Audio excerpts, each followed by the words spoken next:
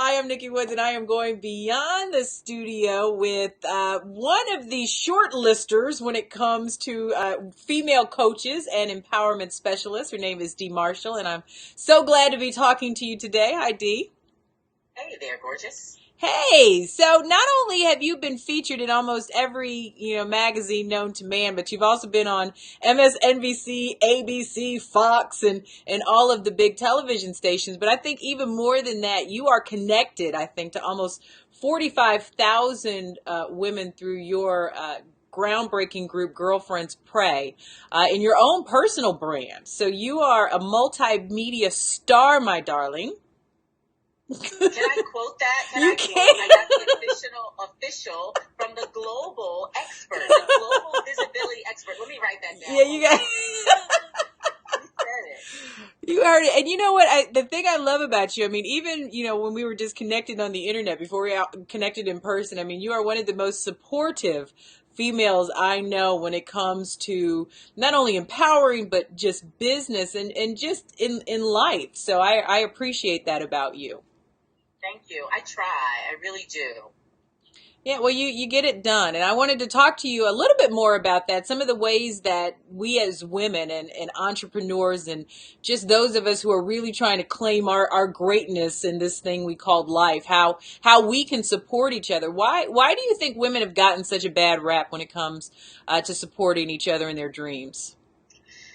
I think we get a bad rap because there's a lot of truth to that. I mean, I think when we look at people like Gabrielle Union, who publicly, stated that's, that brown girl thing. So I think there's some truth to it. I'm not familiar with it because I happen to have, it looks like our connection is slow, but I happen to have a lot of supportive people around me as a mature woman of a certain age. It hasn't always been that way. But I do know that it is true that African-American women of color have a challenge supporting each other because, we operate from the space of lack and scarcity.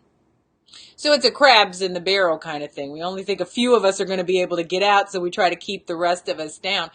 Do you think, though, that that because a lot of us operate from that space, that's what we then attract back to us? Absolutely.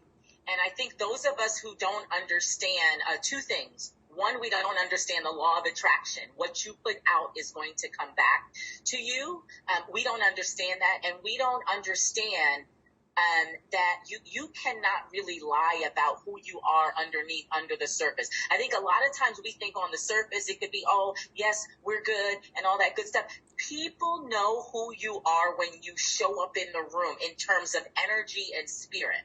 So I think that also, we don't understand that. And then the other side is, this is about who we are and who we were created to be.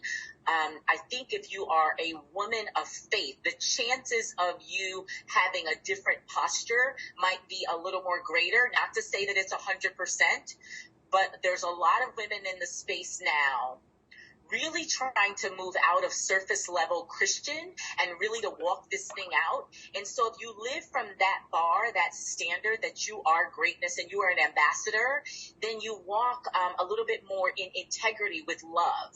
Does that make sense? No, that makes a lot of sense. And is that why you started Girlfriends Pray? Child, you get a cigarette and a drink. I'm sorry. I'm sorry. Girlfriends Pray was not on a business plan. It wasn't on a vision board. This was me in business, in my coaching space. And, the middle of December, it was around the holiday when I noticed a lot of women were broken. And, me and my naivete, I thought, well, it's holiday, happy holiday, Merry Christmas, happy holiday, happy Kwanzaa. And a lot of women were broken around that season. Mm-hmm. And that's where I learned that there was a huge need for something different. It's not consulting, it's not coaching, it's not speaking, and it's not even really therapy. But women were really broken. And here's the thing that I learned and why I started Girlfriends Pray. What I learned is whatever women are going through, whatever people are going through, during the holiday season, that small thing becomes 100 times more magnified, in that if you are going through separation, divorce, if your business is struggling, if you're unemployed, if you're grieving the loss of a parent, a child, a relative, it doesn't matter. Whatever that thing is, as soon as the holiday rolls around, it's 100 times magnified. And what happens is, it's because the universe says, or the world that we live in says, that you're supposed to be happy because it's the holiday, which is just, it's crazy. It's crazy talk. The same issue during the summer, somehow the weather is better in some places, you know, a little bit more vitamin D, you can sort of go through. So I didn't start it by choice. I was following the on-ramp, I like to call it. You know, I say this in business. You have a business plan, and then you look for the on-ramp. That's where you're being led, where God might be leading you, or the universe is leading you in the direction that you should go to bring you further along on course. So that's how Girlfriends Pray came about. So for those of us, because I remember I you know, not even, and it hasn't been too long ago, maybe a year, I had to stop myself. I mean, I would always say, I can't find the right women to support me. And I would say it so much, and I would look around and I'd be like, there's nobody to support me. But I didn't realize that what I was saying was creating this space, because I knew the women were out there and I knew there were women like me, but I wasn't allowing that connection because of the words that I kept saying. So what are some tools or some tips or some strategies that you can offer that will help women to start creating that support network, so that they in turn can support other women? But I know there's a lot of us out here that need support.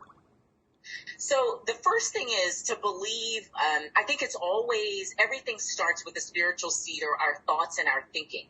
So to think and to know that it's possible to have whatever it is that you want. So if you want a supportive community and you want to connect with other people, other like-minded people, it's one, to know that it's possible. A lot of the stops and blocks that happen in our lives are not in the external world, but they're within, and they're in our head. So the one thing would be to change the thinking, and then to change the speaking. So what you just said was a perfect example of, you know, how we could be smart and intelligent and do well in life, but we don't realize that this little member here, whatever we put out, this little member, whatever we put out, we're attracting that back. So the second thing is to be much more intentional with our speaking. And then the third thing is to pay attention to what's being offered and what's accessible. A lot of people do a lot of working real hard versus working smart to connect to people that are outside of their reach. Right? I'm sure you get this a lot of time. People want to meet you, they want to connect with you, but it might be a bit of a stretch when probably within the circle, within the space that we dwell or we work and we play, there may be somebody there.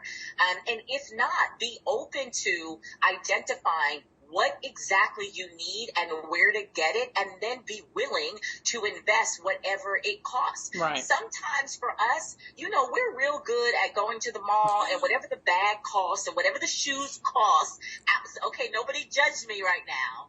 Right? Whatever it costs, we're going to make that exchange. But when it comes to being in business, even in life, we're worth the dollar value exchange if we have to invest in a community. Yeah, somebody said that. I mean, your success in business is going to be directly proportional to how much you will invest in yourself. There you go. There you go. So that's the third thing. If we're talking about women in business, I think be willing to invest in the community. And that goes to say, because it's likely that it's not going to be within reach, but identify the community and be willing to invest. And not just invest in terms of time and resources, but be willing to give of yourself, be willing to share, be willing to, you know, allow the exchange of the 10,000 hours, whatever it is that, you know, sharing with your other sister friends. I have an amazing mastermind community, and we are always sharing, and it really fuels me and my business. We fuel and feed each other. So I think that's the third thing, is to find that community. Another, number 4, I would say, is to show up. A lot of people are operating in the virtual and the cyberspace, and, you know, it's good but it's not the end all be all. Right. A lot of powerful things happen when you show up in the room. And, you know, some people will say, Dee, you look like you have a golden Rolodex. Now, it looks like that. I will say that I have favor. I will say that that's God lining it up for me and making way for provision. I have great strategic advisors. I have a whole team. But I will tell you how that happened is showing up in the room. You have to get in the space and not go in with an expectation of what you can get, but what you can learn, what you can give, what you can share. Absolutely. And really, yeah. So I would say those are just some of the things. But no, but I think that's great. And I mean, I think like you, I mean, a lot of people, I think they come from a place where they're just trying to see what they can get out of something. And that I'm used to, you know, that I expect just because of the position that I have in this world. So it's always, I always take notice, and it's always so refreshing when somebody comes and they're offering something first. And that was really a lesson for me. I never go looking for something. I always go with the mindset of what I can offer that group, that community, that space, that workshop, that conference, even if I'm just attending. Right. And I think in return, the universe pays that back the way that it's supposed to be paid back. It does. You know, I have an awesome relationship with the White House, and I'll tell you, just as an example of how I got there, it literally was somebody making a connection, and I did not ask. Mm-hmm. I literally showed up. It was an organic relationship. The person who made the introduction to President Obama's special assistant, she's a seasoned woman of a certain age who has become a mentor to me. But I just had no idea that she knew to make the connection. And that's what happened. When you go and you are genuine, people know and feel that energy. And she made a connection. So people now see the result of that. Mm-hmm. You see me on Facebook doing cartwheels, and you see me here, there, and working with women leaders, high ranking, high profile. It was one woman. In fact, she's 70. She is a special advisor to Val Jarrett. I did not ask her. I showed up. It was a women's event. She knew what I was working on. And she made an email introduction, and the subject was Intro to Dee Marshall. And so I knew that she had access, but I just went to serve.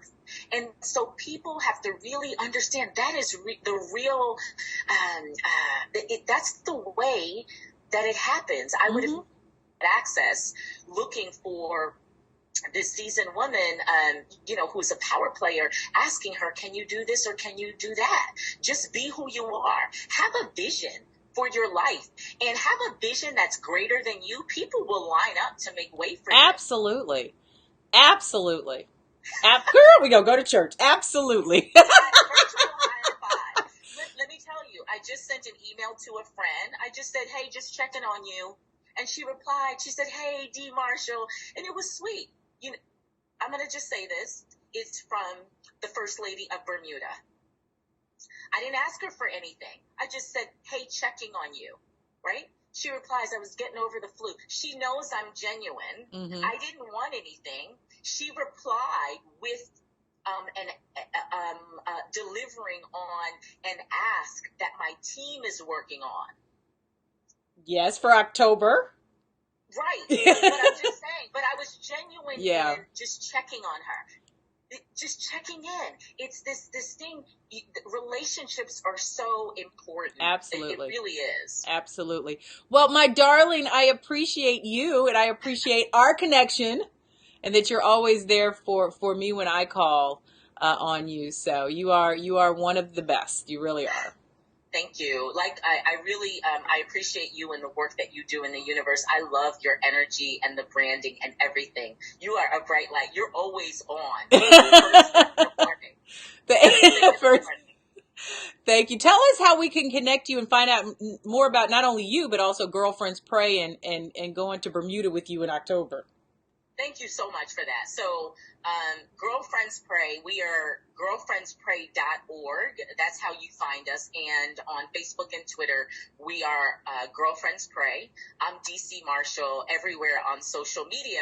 But in October, We celebrate 5 years there, and we're not just going there for a fabulous event. We're going there because we are expanding there. The intention is to serve the women there. We were invited to serve. We were invited to bring the product, the brand, Girlfriends Pray there to empower the women. And so October 23rd through the 26th, we'll be celebrating with an event, and all the details are at girlfriendspray.org. And, we look forward to an awesome time and expanding the brand globally, but to serve women. The goal, the vision, that was not my own. It was what God downloaded in my heart. It's 1 million women. And you're getting there quickly. You're getting there quickly. Well, thank you, Dee. I look forward to hearing more from you and just staying connected. I appreciate you. Awesome. God bless you. Appreciate you as well. Take care. Have a fabulous day. We'll see you at the top, or I'll see you on Facebook or Twitter all or over, or Pentagram or Google. You go. Google. Yeah, it's YouTube, Google, all of that. Bye, Dee.